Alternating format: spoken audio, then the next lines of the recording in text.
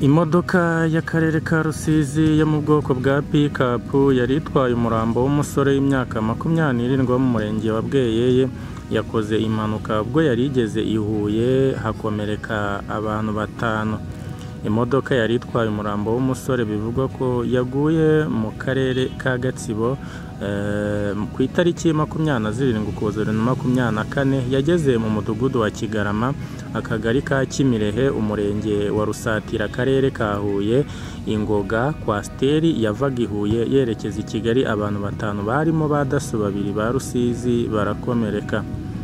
Nizeyimana Leonari umushoferi w'akarere ka Rusizi wari uyitwaye yabwiye Imvaho Nshya ko impanuka ikimara kuba we n'abo bakozi b'urwego rwunganira ubuyobozi bw'akarere mu gucunga umutekano daso 2 bakomerekeye muri kwasteri bahise bajyanwa kwa muganga. Yavuze ko kandi umwe muri abo badaso yakomeretse ukuboko, mugenzi we nawe agakomereka umutwe. Yanavuze ko nawe yumvaga afite ikibazo ku kuboko ndetse n'agahanga kabyimbye kuko ndetse yavuze ko yagakubise hasi ku modoka n'ubu akirimo kwivuza, ariko imodoka y'akarere ka Huye yageze ijyana umurambo mu bitaro bya Gihundwe i Rusizi. Imodoka naye yaratwaye nayo yarangiritse cyane ku buryo atazi aho bayijyanye. Umuvugizi wa polisi y'igihugu ishami rishinzwe umutekano wo mu muhanda SP Emmanuel Kayigi yabwiye ikinyamakuru Imvaho Nshya ko impanuka yatewe no kunyuranaho nabi k'umushoferi w'iyi modoka ya Rusizi n'izari ziyiri imbere ari mu ikorosi atareba imbere neza bituma agonga iyo kwasteri. Iyo mpanuka yakomerekeyemo abantu 5 bahise bajyanwa ku bitaro bya Kabutare. Abandi bagenzi 15 bari muri iyo kwasteri bahawe imodoka yindi bakomeza urugendo. Yanavuze ko bongeye kugira inama abatwara ibinyabiziga kwirinda gukora inyuranaho ahatemewe kuko biteza impanuka igihe cyose ndetse bakanagendera ku muvuduko wagenwe.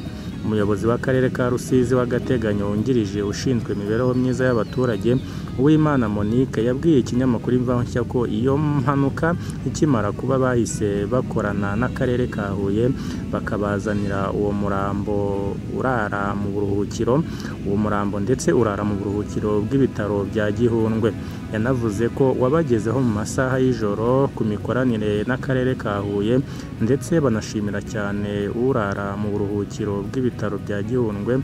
Muri ayo masaha y'amanywa imodoka y'akarere kabo yahise ujyana mu murenge wa Bweyeye kuwushyikiriza umuryango wabuze uwawo. Abakomeretse yanatangaje ko bari gukurikiranwa kugira ngo bongere bamere neza. Ni mu gihe kandi tukivuga kuri ibi by'impanuka, polisi y'u Rwanda yashimye ko umutekano wagenze neza mu minsi mikuru. Polisi y'igihugu yatangaje ko ishusho y'umutekano wo mu muhanda mu gihe cy'iminsi mikuru ya Noheli n'Ubunani yari yifashe neza. Kuri uyu wa 4 tariki ya 2 Mutarama 2025 umuvugizi wa polisi y'igihugu SP Rutikanga Boniface yabwiye itangazamakuru ko kuri Noheli habaye impanuka 2 zaguyemo abantu 2 mu gihe ku Bunani nta mpanuka ikomeye yigeze iba. Yahamije ko ugereranije n'ibikorwa bibumbatiye ukwidagadura no guhuza imbaga y'abantu benshi byabaye mu minsi mikuru byagaragaye ko umutekano wagenze neza.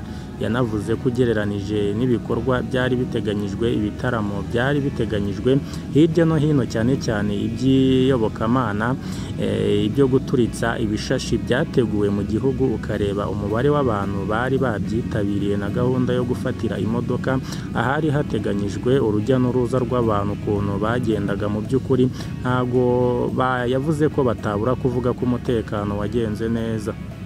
SP Rutikanga asobanura ko mu ijoro rya Noheli habaye impanuka 2 zikomeye mu gihe ku Bunani nta mpanuka yabaye mu gihugu hose. Yanavuze ko mu ijoro rya Noheli habaye impanuka 2 ndetse kuri Bonane ubwayo nta mpanuka yabaye. Iyo yanavuze ko yavuze impamvu nta yanavuze ko atavuga impanuka aho imodoka zikoranye